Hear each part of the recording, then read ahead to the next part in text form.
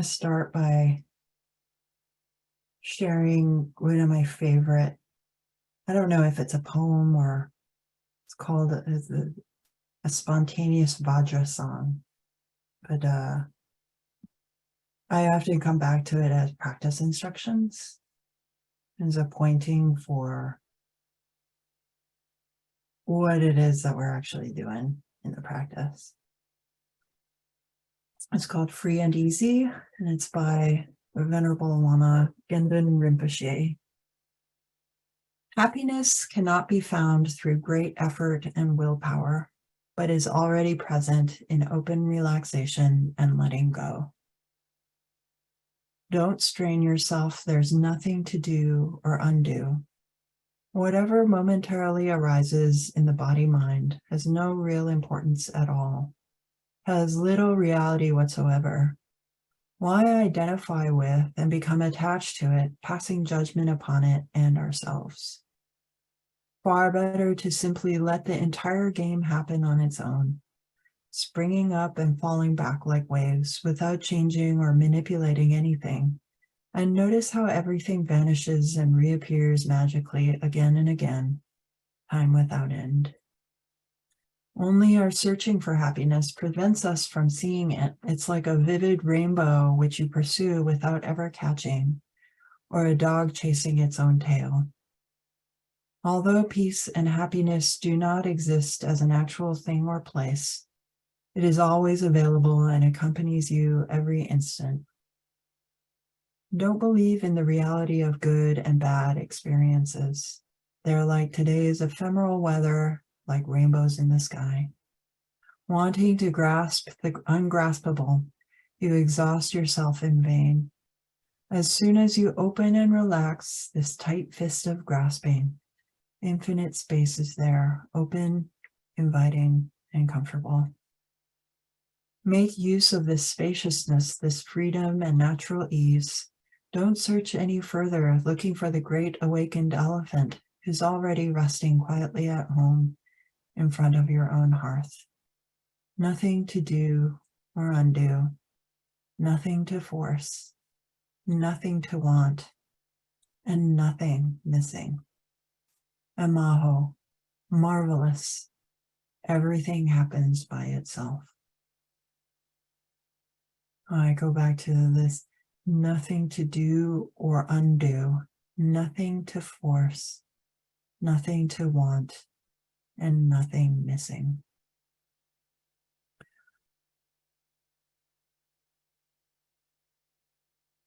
So,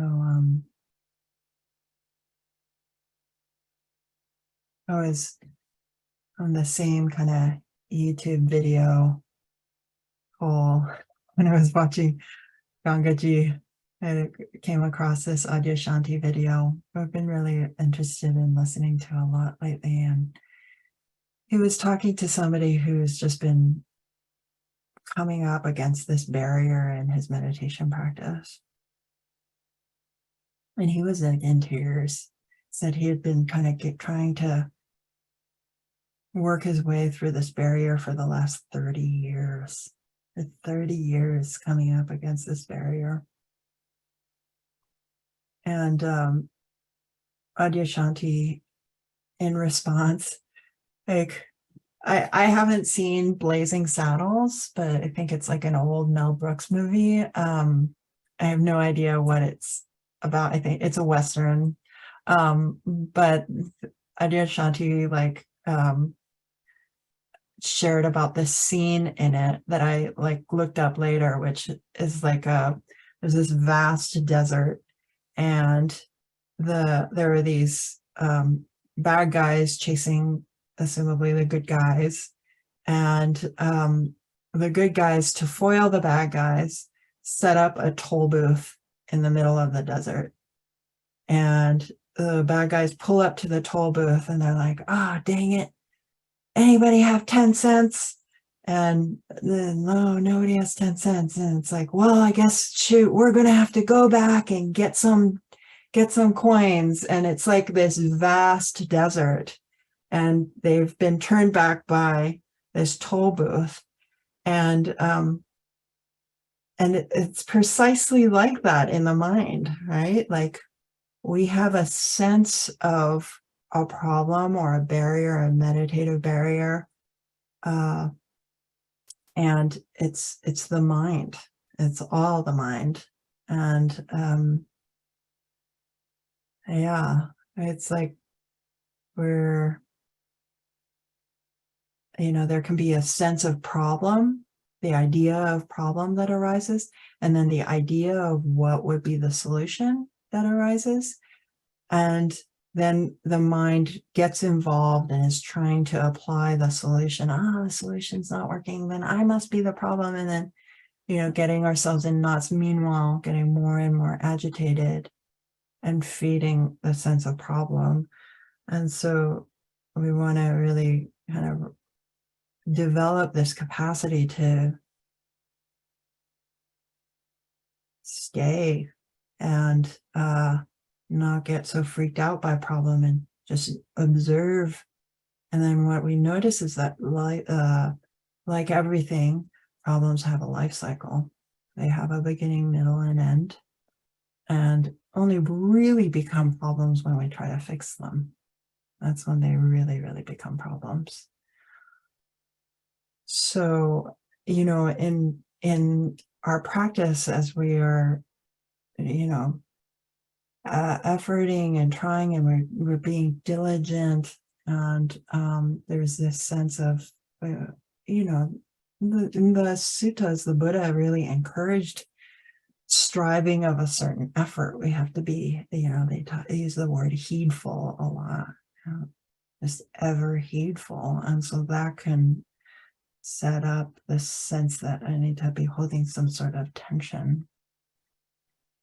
But trying is trying. Trying to be mindful is just trying to be mindful. Noticing is noticing. So when you're trying to be mindful, just know that you're trying to be mindful. And what happens is when you include the trying in it, then the field opens up, the awareness, and then we're just in the flow. And then see what happens. What's on the other side of trying to be mindful?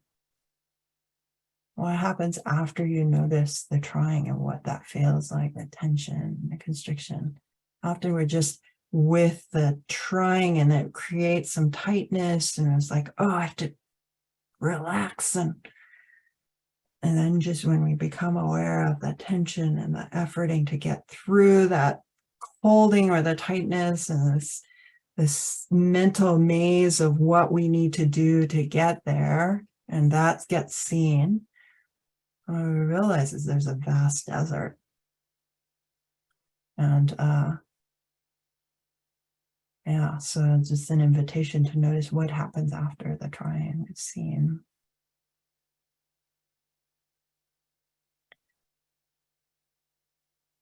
There's a way in which I'll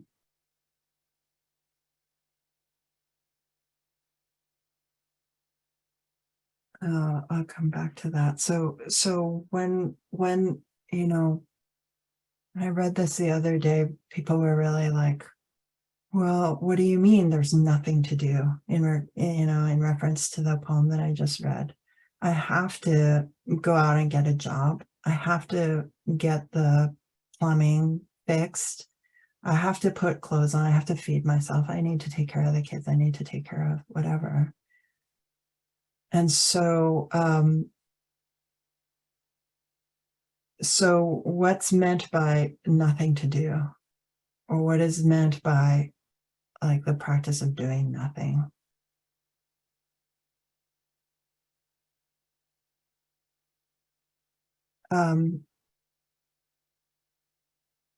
So there's a couple of ways that I can respond to this. And one is that we often fall into the trap of using meditation as a way of accumulating beautiful experiences. And that agenda can really sneak in there.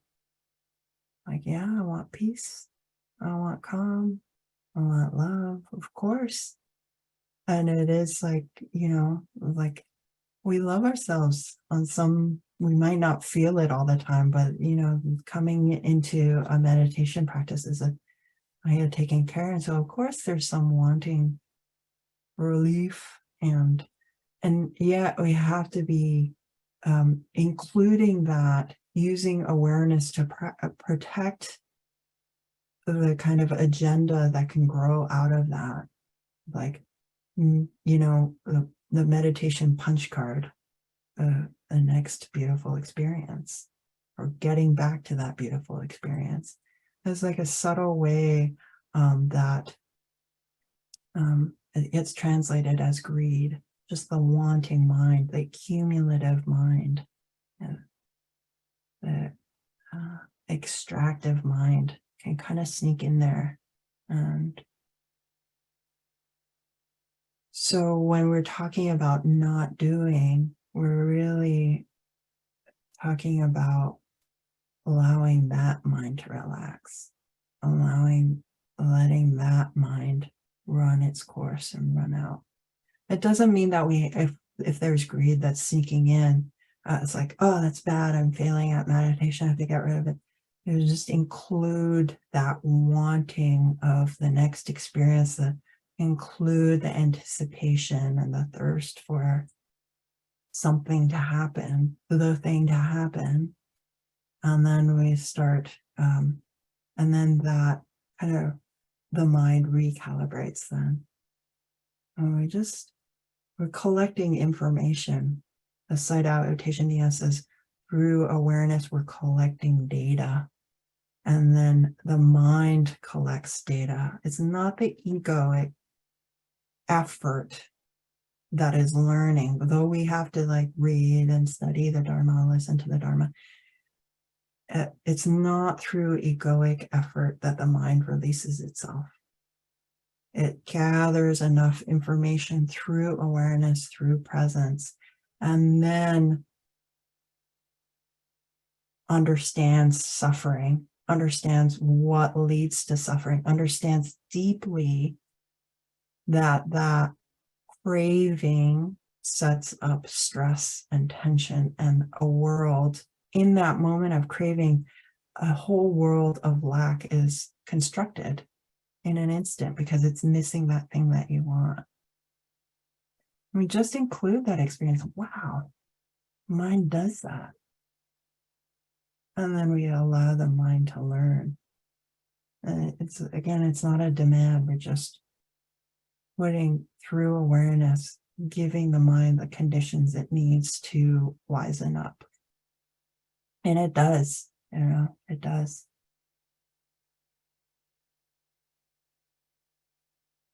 Another kind of aspect of the doing nothing practice is really around kind of what was, you may have explored in the final moments of the formal practice period, just checking out who's doing the seeing, who's aware. And we start to learn, and this is really an intellectual exercise for most of us until there's a certain amount of realization before it becomes a lived, embodied understanding.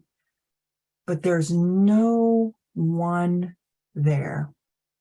There's not a being there in the control room of your mind, pulling the cranks and pushing the buttons and saying, do this and do that. And we learn this very, very gradually. Very gradually, the mind picks up data. If you think about what it takes to walk down a hallway or drive a car, if you do those things, or lifting up the arm. So just, if you are able, just lift up your arm right now and just notice how much effort that takes. It really is how much effort does that take? And we recognize there's a lot of things that the body, the conditions of this system pull off without us having to do and make micro decisions in doing. Like driving a car is wholly complicated experience. And of course, when we're learning, it's like, how does this thing work? But over time, people are texting and driving, doing all sorts of things, like doing their taxes while they're driving. It's like, and it's a really complicated experience. And people so as we practice, as the practice gains some momentum, you start to realize there's a lot of added strain and efforting and doing that's actually just not necessary. It's just all that. It's the sense of me doing. It's this sense of I have to or else. And it's very deeply connected to this sense of I want. I need the conditions to come together in such a way.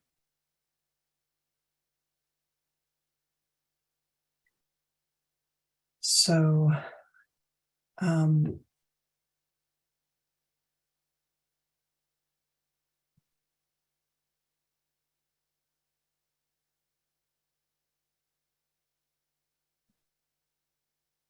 we have to be actually really willing to